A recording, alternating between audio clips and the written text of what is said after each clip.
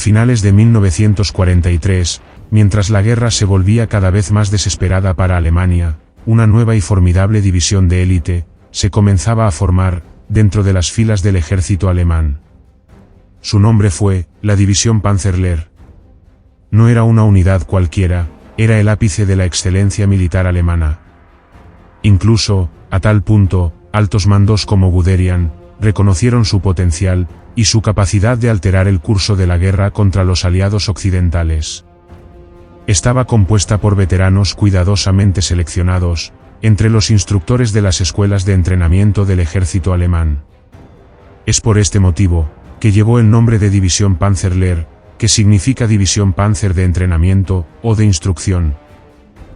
La división no fue diseñada como una fuerza más del orden de batalla, sino fue concebida como una insignia, un modelo ideal para las futuras divisiones Panzer. Su nivel de entrenamiento, coordinación y eficacia estableció un nuevo estándar en las últimas etapas de la guerra. Sus hombres no solo enseñaban la guerra, sino también la habían vivido. Eran expertos en combate cuerpo a cuerpo, en maniobras acorazadas y en tácticas modernas.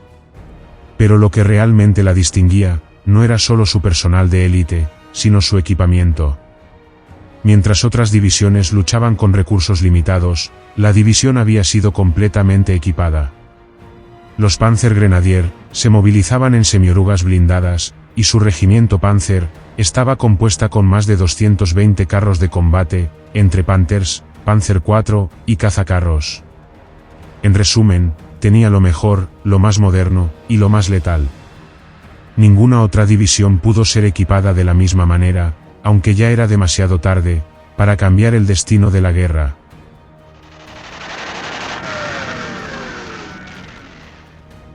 El 1 de octubre de 1937, fue creado el regimiento Panzerlehr, el núcleo originario de la división.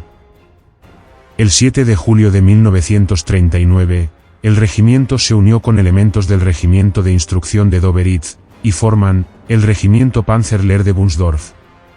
Algunas unidades del regimiento estuvieron presentes en la batalla de Francia. Para inicios de junio de 1941, sus unidades fueron integrados a la 900 Brigada Motorizada Panzerlehr. Todas estas nuevas unidades participaron durante la Operación Barbarroja, como parte del Grupo de Ejércitos Centro. La 900 Brigada participó durante la Batalla de Moscú, y fue donde quedó destruida en diciembre de 1941. A principios de 1942, los restos de la brigada fueron repatriados y reincorporados a otras unidades de instrucción, y formó parte del 901 Regimiento Panzerlehr. Este regimiento motorizado volvió al frente oriental, y participó en operaciones durante el invierno de 1942.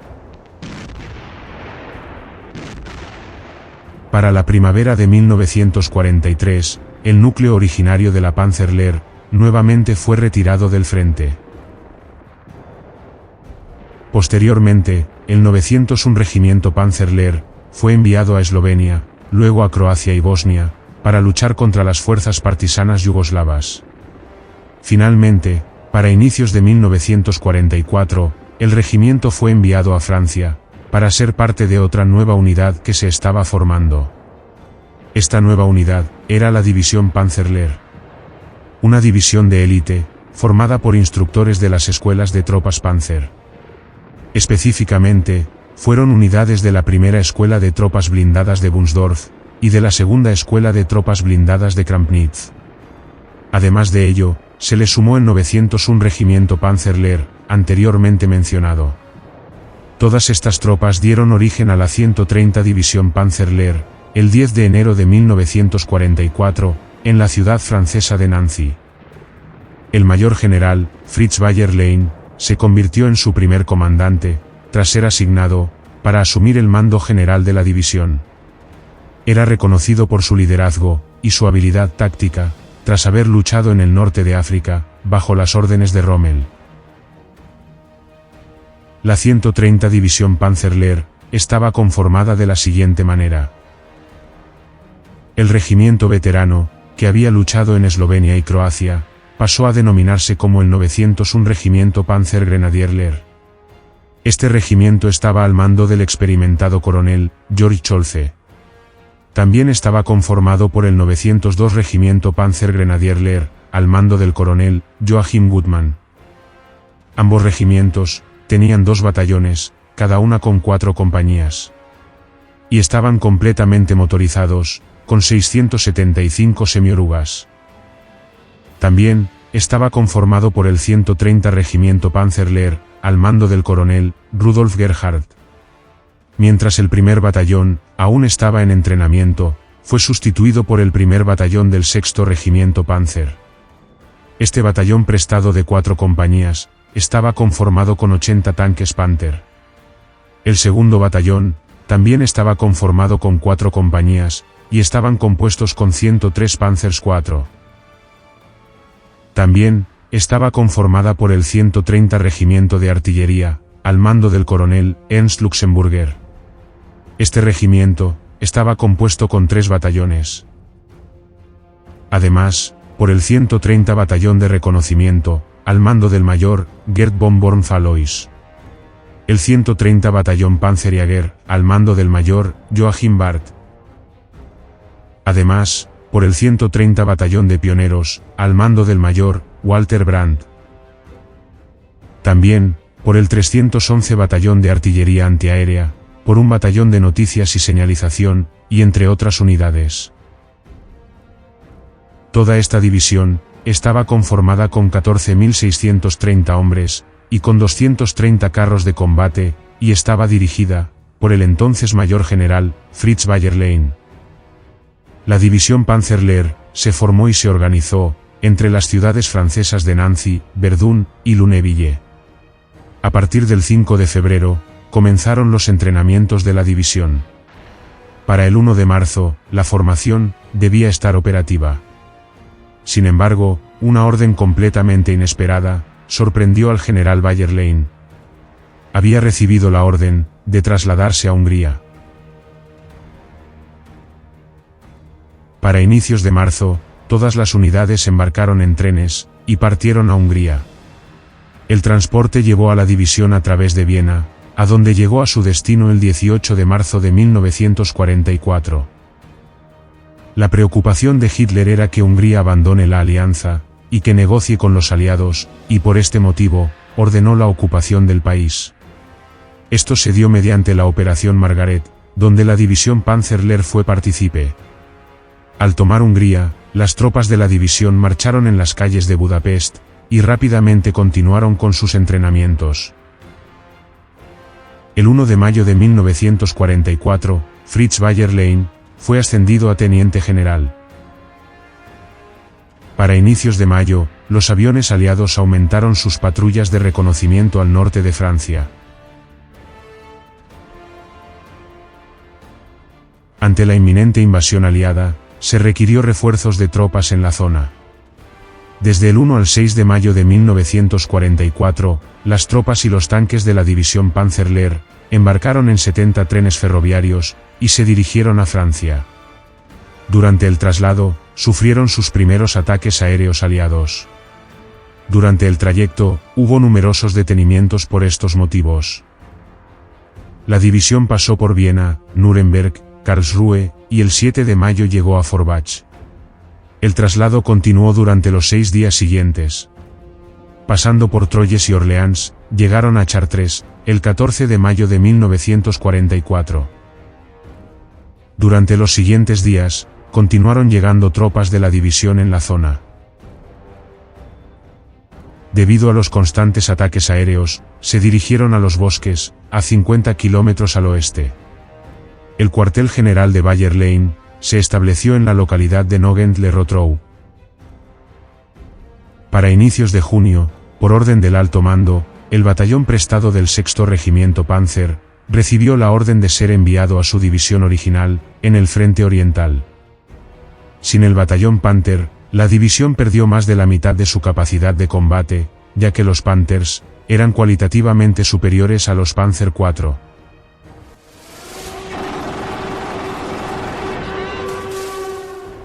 El tan esperado desembarco aliado llegó al amanecer del 6 de junio de 1944. Horas después, llegaron los primeros mensajes al cuartel general de Bayer Lane. Informaron sobre desembarcos aliados en la costa de Calvados, a 150 kilómetros al noroeste. Sin embargo, Bayer Lane y su Estado Mayor pensaron por un momento que se trataba de una maniobra de engaño.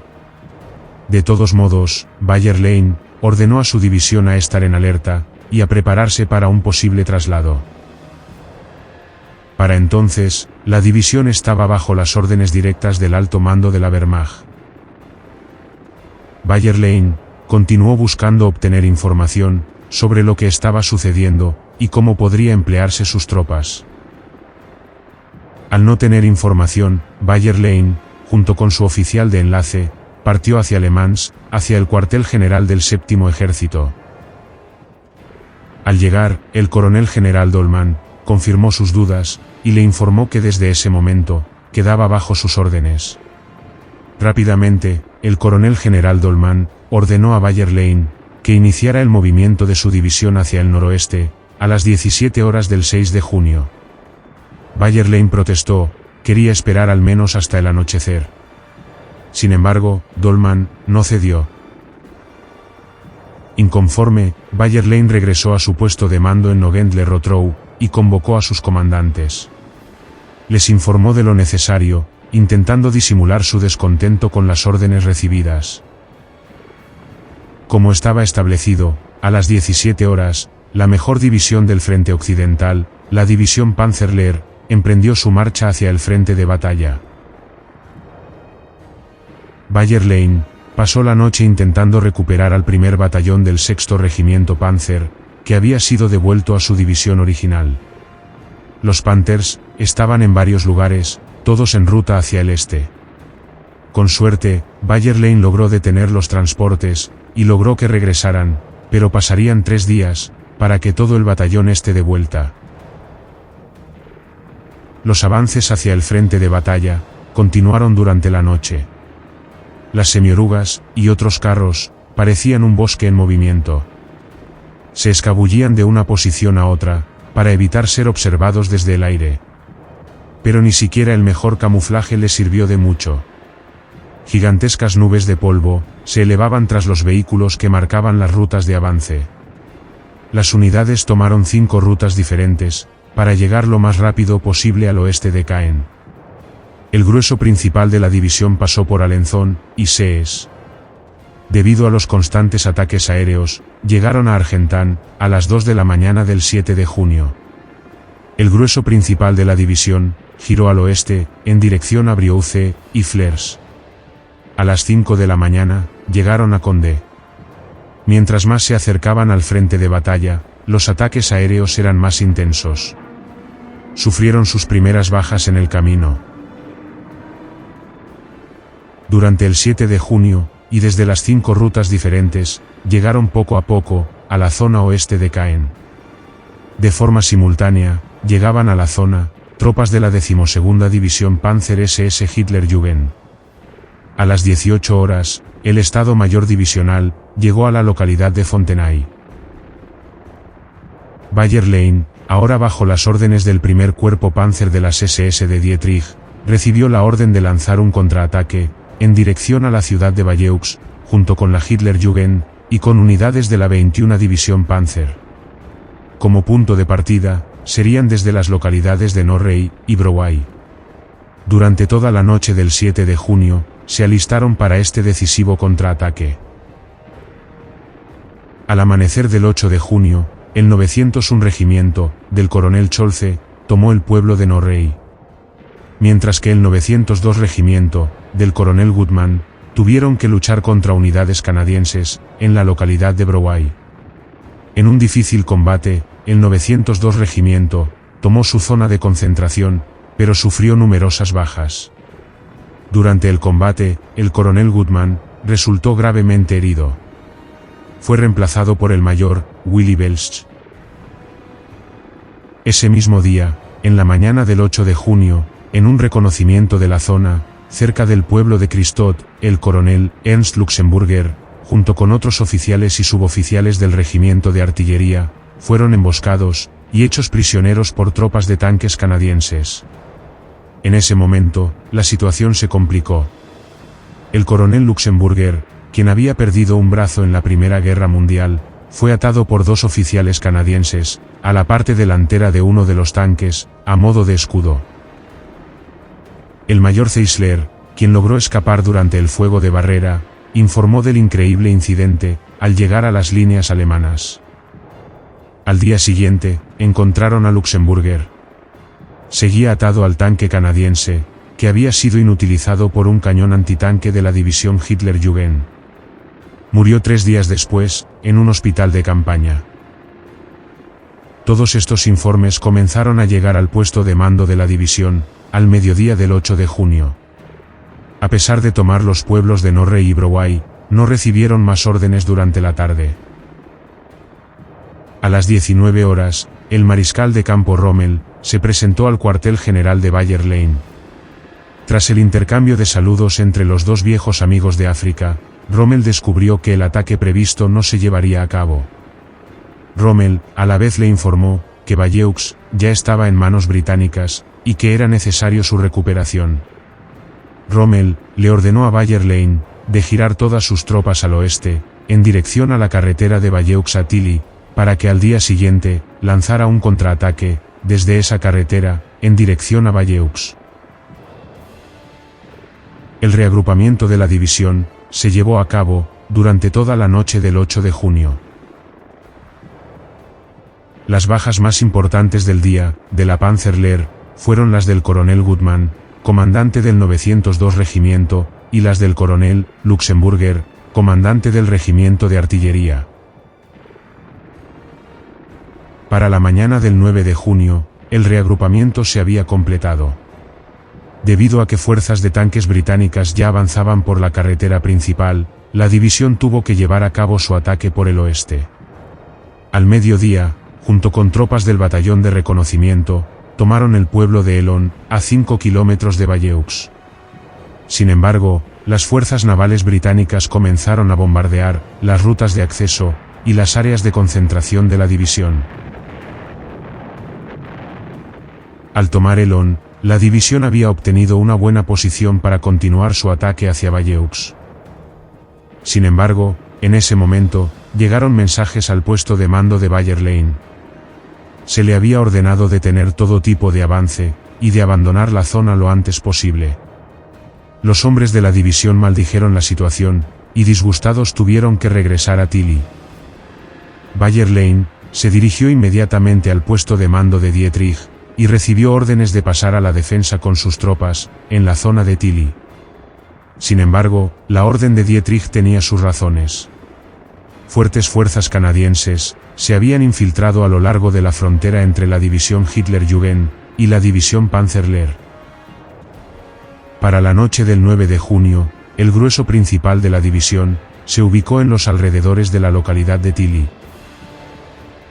Durante el día, habían empezado a llegar los Panthers del 1er batallón, del 6º Regimiento Panzer. Al día siguiente, las últimas tropas abandonaron el pueblo de Elon. Ese mismo día, tomaron posiciones defensivas desde Christot hasta el canal Laurette, una línea de aproximadamente 12 kilómetros. Para el 11 de junio, cerca de la aldea de Audrieu, el comandante del 2º batallón Panzer, el mayor Schomburg-Waldenburg, murió tras liderar un contraataque. El capitán, Helmut Rittgen, tomó el mando del batallón. Para el día siguiente, el 12 de junio, al oeste, las fuerzas estadounidenses tomaron la localidad de Caumont. Las líneas defensivas de la división formaron un arco de aproximadamente 17 kilómetros, desde las afueras de Tilly hasta Saint-Germain-de-Ectot. Para el 13 de junio, tanques de la Panzerlehr participaron en combates en el pueblo de Villers-Bocage, tras un intento de penetración en las líneas alemanas, en donde el Tigers de Wittmann destruyó múltiples de carros británicos. Para el día siguiente, la división perdió el pueblo de Lingebres, y para el 15 de junio, el pueblo de la Belle Épine. Para el 16 de junio, las tropas del 901 Regimiento fueron expulsadas de Christot, y para el 17, tomaron Saint-Pierre. Tilly ahora estaba al borde de perderse. Rápidamente las luchas continuaron, y el 19 de junio, la ciudad de Tilly fue tomada por los británicos. Sin embargo, durante los días siguientes, las luchas y los contraataques continuaron. Hasta ese momento, la división había perdido el 40% de sus hombres, de los cuales 2.300 eran bajas irreparables. Muchas de ellas fueron por los ataques aéreos. El intento británico, de abrirse paso hacia el área de Tilly, se estancó. El fuego constante, y los bombardeos sobre las posiciones avanzadas, mantenían a las tropas agobiadas y ansiosas conteniendo la respiración. El 25 de junio, inicia la operación Exxon, contra principalmente, la división Hitlerjugend. Al día siguiente los británicos toman el pueblo de Fontenay, y Juvigny. Todas estas luchas se dieron hasta el 27 de junio. El 29, divisiones de las SS, recién llegadas, contraatacaron, y detuvieron la ofensiva aliada. Regularmente, las tropas de la Panzerlehr mantuvieron sus posiciones hasta fines de junio de 1944. Hasta este punto de la batalla, la división había perdido 160 oficiales, y 5.400 soldados, entre muertos, heridos, y desaparecidos. De los más de 200 tanques con los que la división había empezado, solo 66 seguían operativos. Ante la pérdida de Cherburgo, y las aproximaciones estadounidenses a Saint-Lô, Rommel ordenó a Bayer Lane y a sus tropas desplegarse al oeste, ante una posible ofensiva estadounidense. Los tanques y los elementos de la Panzerlehr fueron retirados de su línea del frente, durante la noche del 3 al 4 de julio, y fueron reemplazadas por tropas de paracaidistas. Debido a los constantes ataques aéreos, la división llegó hasta la noche del 6 de julio. Para el 7 de julio, la Panzerlehr había completado su reorganización, en su nueva zona de operaciones. Desde el 8 al 15 de julio, atacaron al norte, en dirección al canal de Vire. Nuevamente las tropas sufrieron numerosas bajas. El 19 de julio de 1944, Saint-Lô fue capturado por tropas estadounidenses. Días después, el 25 de julio, las tropas estadounidenses inician la Operación Cobra. Rápidamente rompieron la línea del frente, y el 26 de julio, capturaron Canissy. El objetivo era tomar Coutances, y rodear a todas las tropas del 84 Cuerpo de Ejército. Todas las tropas alemanas en el sector se replegaron, ante la gran ofensiva estadounidense. La división Panzerlehr, totalmente reducida, y con más del 70% de bajas, se replegaron al suroeste. Durante el resto de julio la división se reagrupó como un grupo de combate, cerca de Villedieu. El 1 de agosto de 1944, la división informó tener solo 15 Panzer IV y 12 Panthers. Durante el mes de agosto, continuaron retrocediendo ante el avance abrumador de las fuerzas estadounidenses. El 14 de agosto, elementos restantes de la división llegaron a la zona de Argentan y escaparon de la bolsa de Falaise. Solo 1.200 hombres fueron los que quedaron, y los que llegaron a Alemania para reorganizarse.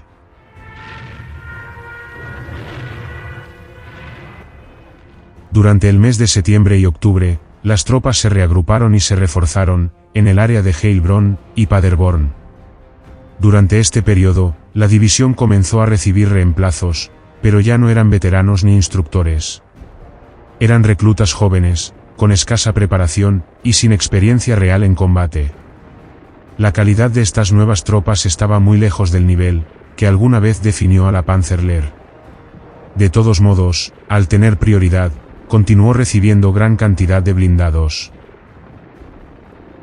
Para finales de octubre de 1944, la división estaba casi lista para volver a entrar en combate.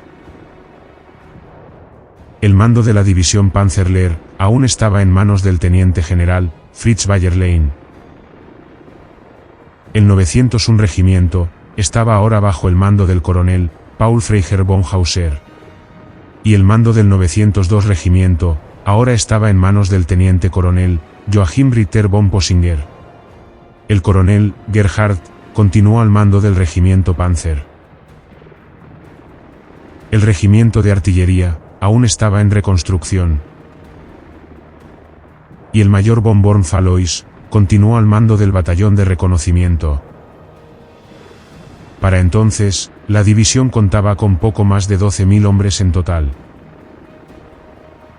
Aparte de recibir Panthers y Panzer IV, la división recibió 21 de los nuevos Jagdpanzer de tipo 4. En total, la división recibió poco más de 90 carros de combate. Aún en plena formación, a mediados de noviembre, recibieron la orden de trasladarse a Alsacia, para participar en un contraataque contra las tropas estadounidenses que avanzaban en dirección al río Rin.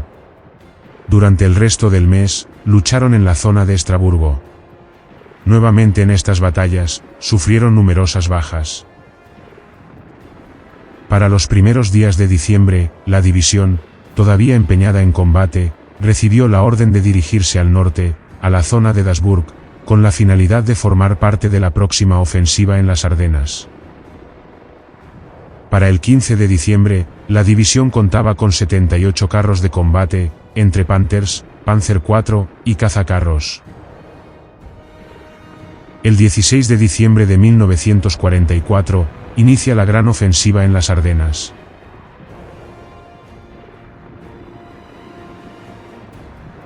La división Panzerlehr, bajo las órdenes del 47 Cuerpo, del V Ejército Panzer, inició su avance en dirección a Bastoña, teniendo como primer objetivo, llegar al río Mosa. Pasando por Draufel, sus primeros enfrentamientos durante la ofensiva, se dieron cerca del pueblo de Wilz. Rápidamente, avanzaron en dirección a Niederbampach, y el 19 de diciembre, llegaron al pueblo de Mageret. Posteriormente, intentaron tomar la ciudad de Bastoña. Sin embargo, por orden de Manteuffel, la división giró por el sur de la ciudad, con el objetivo de rodear a la 101 división aerotransportada. Las tropas avanzaron por Asenois, Sibret, Morget, llegando el 20 de diciembre al pueblo de Tillet. Ese mismo día, se completaría el cerco de la ciudad de Bastoña. Las tropas del general Bayerlein tenían otros objetivos, y por estas razones, continuó su avance hacia el Mosa. El 23 de diciembre, las tropas de reconocimiento de la división llegaron al pueblo de Forrieres. Desde entonces, se iniciaron feroces luchas en Rochefort. Al día siguiente, el batallón de reconocimiento llegaron a Ciernon, y fue el punto más occidental y lejano que llegó la división. El 25 de diciembre, las tropas de la segunda división Panzer fueron cortadas en Jabrene, por lo que la Panzerlehr fue a socorrer en su ayuda. Desde entonces, ambas divisiones se estancaron, y no pudieron llegar a sus objetivos. El 26 de diciembre de 1944, tropas blindadas estadounidenses intentaron abrir el cerco de Bastoña por el sur. Al día siguiente, los estadounidenses habían abierto la bolsa. Durante los días posteriores, las tropas mantuvieron sus posiciones. Mediante contraataques, a partir del 9 de enero de 1945, todas las tropas alemanas del saliente empezaron a retroceder. No fue hasta fines de enero, que todas las divisiones llegaron a sus posiciones iniciales. Para entonces, la división, una vez más, había sufrido grandes bajas. Por este motivo, fue retirada del frente, para ser nuevamente reorganizada. En primer momento, fue destinada a Euskirchen, y luego al oeste de Xanten. Al llegar a esta zona, el teniente general, Fritz Bayerlein, fue sustituido del mando de la división, y fue reemplazado por el coronel, Horst Niemack. Después de la ofensiva de las Ardenas, a la división no le quedaba más de 5.000 hombres. El 6 de febrero, las tropas llegaron a la zona de Düsseldorf, y fue donde resistieron los ataques aliados. A mediados de febrero de 1945, finalmente, el primer batallón de Panthers, propias y creadas para la división, se les unieron en Düsseldorf. Durante el siguiente mes, todas las pocas tropas restantes resistieron en esas posiciones, a orillas del lago Rin. Para el 1 de abril de 1945, los restos de la división quedaron rodeados en la bolsa del Ruhr. Para los días siguientes, los aliados lanzaron múltiples ataques desde los flancos. Durante estos ataques, el comandante de la división, el coronel Horst Niemak, resultó gravemente herido. Rápidamente, fue evacuado de la bolsa, por orden del mariscal de campo Model. El coronel, Paul Freiherr von Hauser, asumió el mando, y se convirtió en el último comandante de la división. Después de continuas luchas en Winterberg, las tropas restantes de la división se dirigieron al noroeste, hacia la ciudad de Altena. En esa ciudad, y en Iserlohn, el 15 de abril de 1945, se rindieron el grueso de la división. Para entonces, contaba con solo 2.460 hombres, 8 tanques, y 50 vehículos blindados de otros tipos. No muy lejos de la zona, al enterarse de la rendición, las tropas del batallón Panzerjäger hicieron estallar sus pocos Jagdpanzer. Ese mismo día, también dentro de la bolsa del Ruhr, el teniente general, Fritz Bayerlein, al mando del 53 Cuerpo de Ejército, se rindió junto con sus hombres, a la 7ª División Acorazada estadounidense.